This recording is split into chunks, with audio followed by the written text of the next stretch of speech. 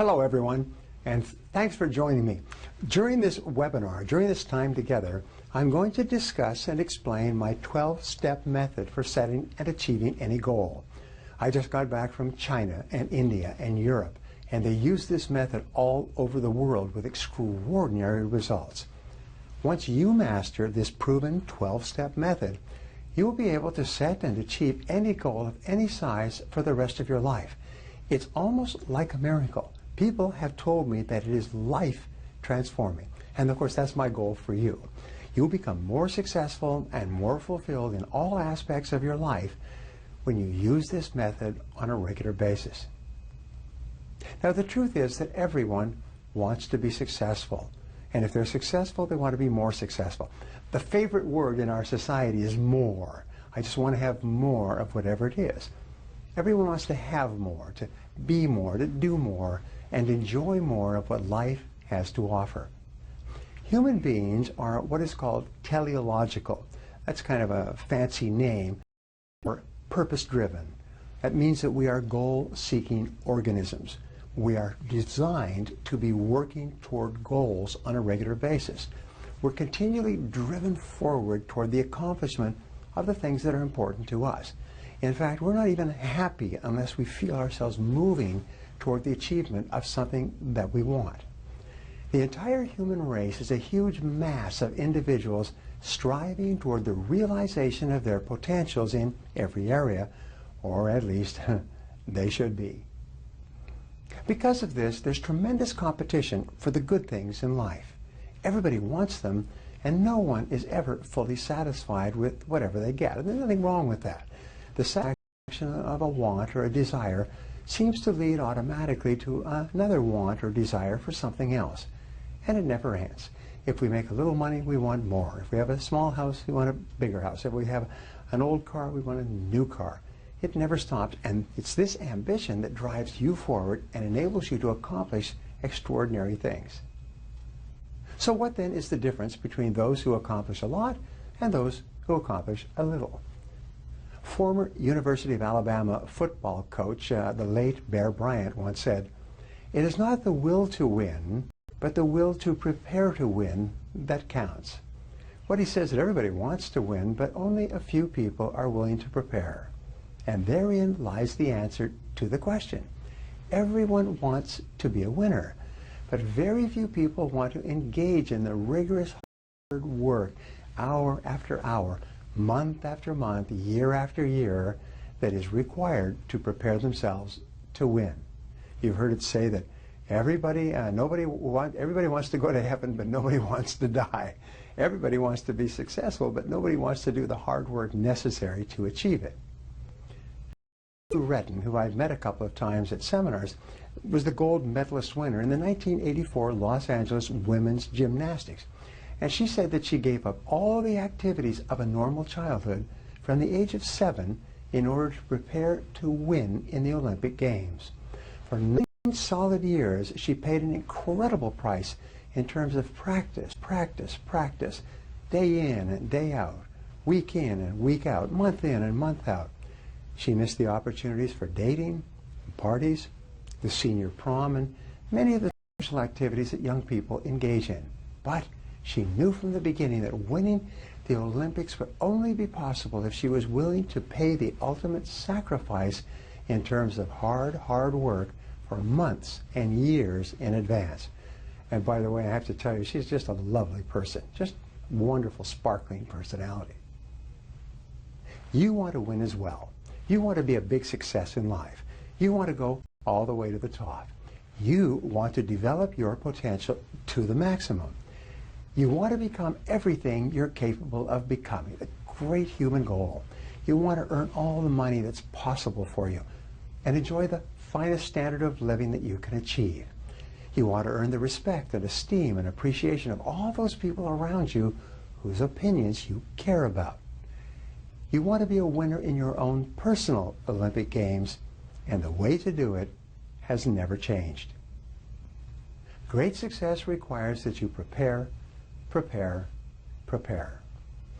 Earl Nightingale once said that if a person does not prepare for their success in advance, when their opportunity comes, it will only make them look foolish. I heard it said that luck is when preparation meets opportunity. It's only when you've paid the price to be ready for your success that you're in a position to take advantage of your opportunities when they arise, and they will always arise. And the most remarkable thing is this: the very act of preparation attracts to you, like iron filings to a magnet, opportunities to use that preparation to advance in your life. You'll seldom learn anything of value or prepare yourself in any area without very soon having a chance to use your new knowledge and your new skills to move ahead more rapidly. So let's begin with my 12-step goal-setting method, a method that I spent many years and thousands of hours developing and which works so powerfully it's almost like electricity. Number one, decide exactly what you want in every key area of your life. This will immediately set you apart from 80% of the population. The most important word that I have found in success is clarity. Clarity, clarity. Successful people are very clear about what they want. And here's an interesting discovery. The greater clarity you have, the faster you draw into your life the resources necessary to achieve it. So in determining what you want, there's an activity that I teach to the senior executives of billion-dollar corporations, and it's called idealization. So you start off by idealizing your perfect life. You imagine that there are no limitations on what you can do or be or have. Imagine that you have all the time and all the money. You have all the friends and all the contacts, all the education and all the experience that you need to accomplish any goal that you could set for yourself. Imagine that you could wave a magic wand and make your life perfect in each of the 4 key areas of life. If your life was perfect in every area, what would it look like? Now here's the point before we go into the 4 areas. The fear of not achieving your goal, what we call self-limiting beliefs, holds you back more than anything else. And your self-limiting beliefs are not based on reality. That's why you have to constantly think, if I had no limitations, what goals would I set for myself? So let's start with the 4 big areas. The first area has to do with your income and your business and your career. Project forward 5 years. If your income, business, career was perfect 5 years from now, what would it look like? How would it be different from today? How much would you be earning? What kind of work would you be doing? Who would you be working with? What position would you have in your business? We call this the creation of a 5-year fantasy. Just fantasize like a child prior to Christmas. Just imagine that you could create your world perfectly, and what would it look like? And then here's the key question: what would you have to do? What would have to happen? What would be the first step that you would have to take today to begin creating your perfect business and career future? If your goal is to double and triple your income, what is the first step that you would have to take right now? And here's a great discovery. Everybody knows the first step. The first step is clear. Confucius said, a journey of 1,000 leagues begins with a single step. The fact is, the hardest part of success is taking the first step in the direction that you want to go. Remember that. That's what holds most people back. Now, the second area has to do with your family and your relationships. If you could project forward 5 years and your life was perfect, what kind of relationships would you have? What kind of lifestyle would you have? Where would you live? What would you want to do on vacations? What would you want to create for yourself and your family? And remember, clarity is important. Then come back to the present and think into the future and say, what would have to happen starting today for me to create that perfect future? And what would be the first step? The third area has to do with your health. If your health was perfect in every way, sometime in the future, how would it be different from today? How much would you weigh? How much would you exercise? How much energy would you have? How much time would you take off to rest? If your personal life and health and energy was perfect in every way, how would it be different from today? And what would have to happen to make that come true? And what would be your first step? Now, the last area has to do with your net worth, what we call financial freedom. How much do you want to be able to save and accumulate in the course of your working lifetime? Remember this, your likelihood of achieving your lifelong financial goals increased by 10 times by the very act of writing the number down on a piece of paper. This is so important. Now, here's an exercise for you. It's called the quick list method. What you do is you write down 3 goals that you'd like to accomplish in the foreseeable future. You write them down in less than 30 seconds without taking any time to think. You write down your 3 most important goals in life right now. Now, whatever you write down will be an accurate picture of what you really want in your life right now. When you only have 30 seconds to write down 3 goals, your answers will be as accurate as if you had 30 minutes or 3 hours. This is a wonderful exercise for you to engage in. And with our students, we take them through this quick list method, this 3-goal exercise in every area of their life. Their family, their income, their business, their customers, products, services, markets, sales. We just write down the 3. But in your case, just write down your 3 most important goals in life and write them down quickly and then look at them. And sometimes you'll be surprised. Now, in goal setting, the next stage, number 2, is to write it down. Remember we talked about clarity? Francis Bacon once says that writing maketh an exact man.